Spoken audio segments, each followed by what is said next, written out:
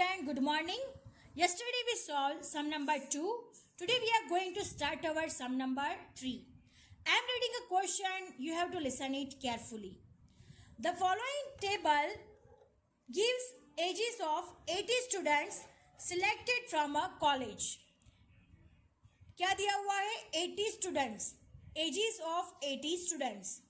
Ages 17, 18, 19, 20, 21, 22, 23.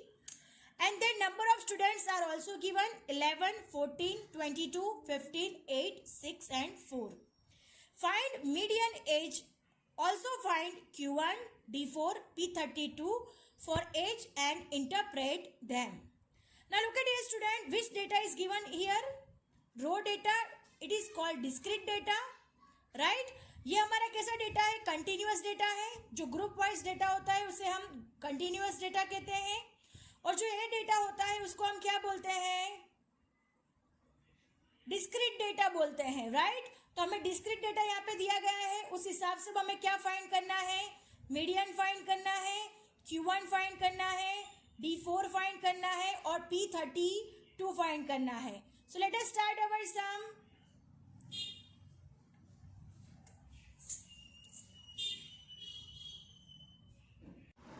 Median find करने से पहले स्टूडेंट्स हम सबसे पहले CF फाइंड करेंगे. Then after we are going to find median. Age years, number of students, CF. Age years according to the question 17, 18, 19, 20, 21, 22, 23. Then number of students 11, 14, 22, 15, 8, 6 and 4. Now CF कैसे find करते हैं? तो 11 का 11 plus 14 25, 25 plus 22 47, 47 plus 15 62, 62 plus 8 70, 70 plus 6 76, 76 plus 4 80. तो हमने CF find कर लिया है. अब हमें क्या फाइंड करना है? मीडियन फाइंड करना है. तो सबसे पहले हम लोग मीडियन का फॉर्मूला रखेंगे और मीडियन फाइंड करेंगे. सो let us start. First step, find out median. Median is equal to m plus 1 divided by 2 to observation. 80 plus 1 m plus 1 divided by 2 to observation. 80 plus 1 divided by 2 to observation. This is the formula for raw data, right? 80 plus 1 81 divided by 2 to observation. तो 80 divided by 2 40.5 observation. अब हमें ये observation table में देखना है और उस हिसाब से हमें मीडियन मिल जाएगा. सो स्टूडेंट हमारा आंसर 40.5 ऑब्जर्वेशन था. तो यहाँ पे हमारा 40.5 से ज़्यादा कौन से डिजिट है? तो 47 डिजिट है. तो 47 के सामने कितनी एज आ रही है? तो 19 एज आ रही है. आप लोग देख सकते हो 19 एज आ रही है. और ये 40.5 से ज़्यादा डिजिट है 47. सो हमारा मीडियन कितना हो गया? 19. हमारा मीडियन कितना हो गया? 19. अंडरस्टैंड? ऐसे हम मीडियन डिसाइड करते हैं. तो कैसे देखना है? मीडियन का फॉर्मूला रखना है. उसके बाद यहाँ पे उससे हाईएस्ट डिजिट, उससे ज़्यादा डिजिट देखनी है. 40.5 से 47 ज़्यादा है. तो 47 के सामने कितने डिजिट है? तो 19 ईयर्स. सो हमारा मीडियन कितना हो गया? 19. So median is equal to 19 years. Median क्या हो गया हमारा? 19 years. Now moving to the next steps. What we have to find? Q1 find करना है. तो अब हम Q1 का फॉर्मूला रखेंगे और हिसाब से हम वैसे ही फाइंड करेंगे जैसे हमने मीडियन फाइंड किया है. So let us start.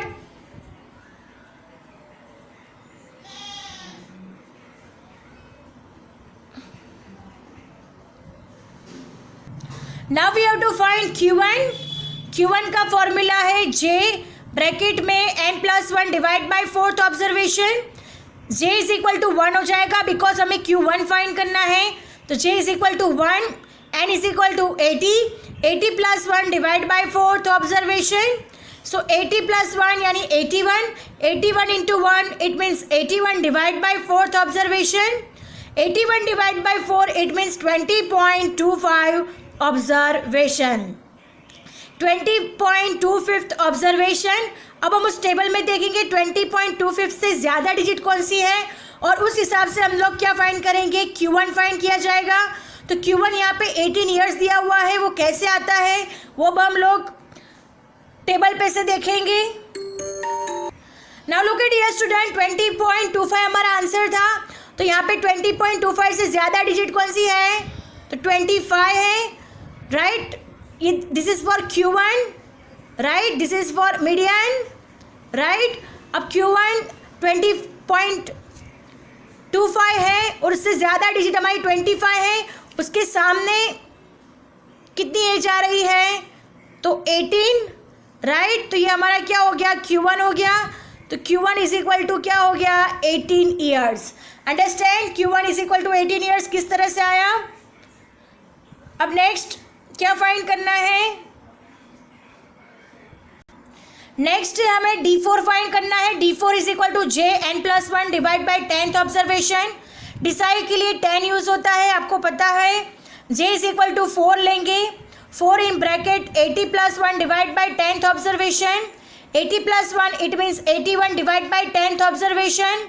सो 4 इंटू 81 यानी 324 हो जाएगा। 324 divide by 10 it means 32.4th observation. अब D4 हमें कितना मिल रहा है, 19 ईयर्स। तो उस टेबल में हम लोग देख लेंगे कि 32.4 से बिगेस्ट डिजिट कौन सी है, उस हिसाब से हमें क्या डिसाइड करना है, डिसाइड 4।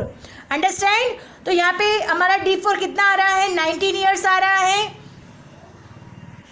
आप लोग देख सकते हो 32.4 से ज़्यादा डिजिट 47 है, 47 के सामने डिजिट कितनी है, ईयर्स 19 है।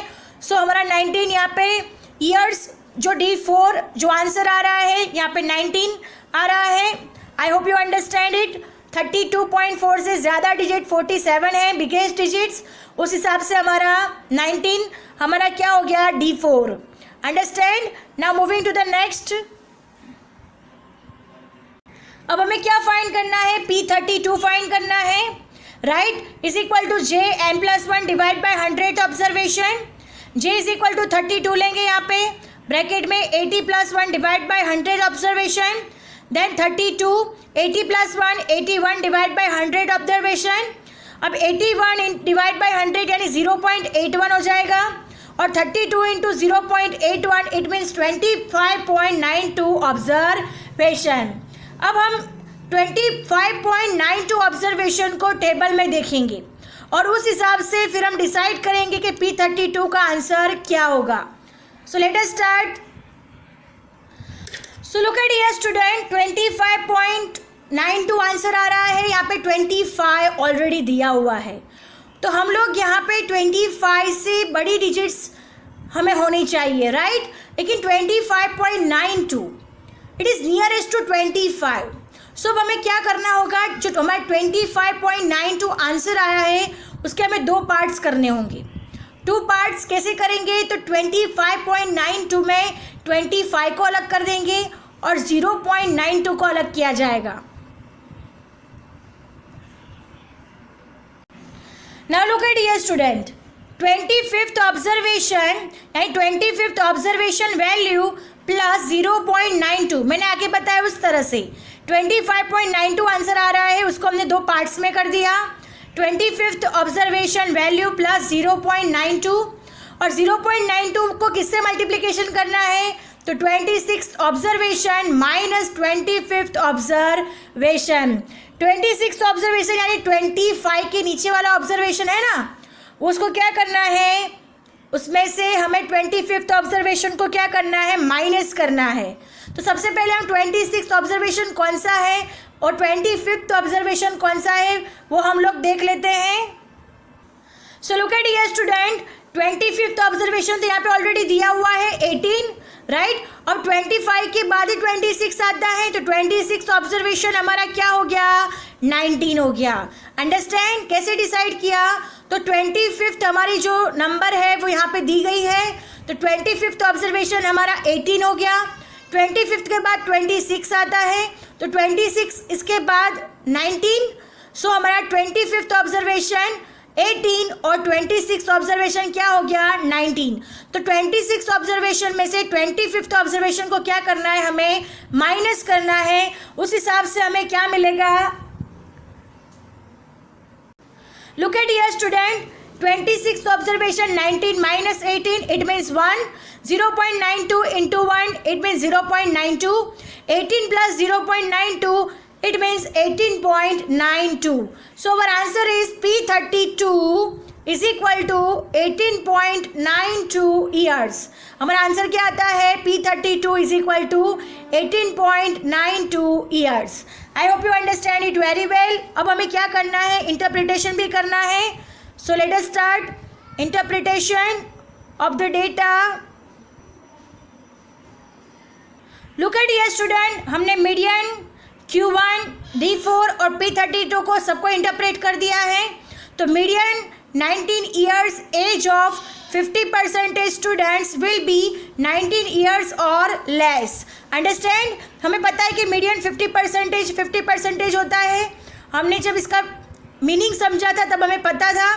तो 19 years, age of 50% students will be 19 years और less. Then Q1 is equal to 18 years. Answer, age of 25% students will be 18 years or less. Q1 यानी 25% कवर करता है. तो 18 years, age of 25% students will be 18 years or less. Then D4, 19 years, age of 40% students will be 19 years or less. D4 के लिए 40% students will be 19 years or less. Then P32, 18.92 years, age of 32%, because P32 find किया हुआ है. So 32% students will be 18.92 years or less. Understand? तो हमारा answer क्या आया? 18.92 years or less. ये हमने क्या किया? इंटरप्रेट कर दिया. Our sum is over here. I hope you understand it very well. Thank you students.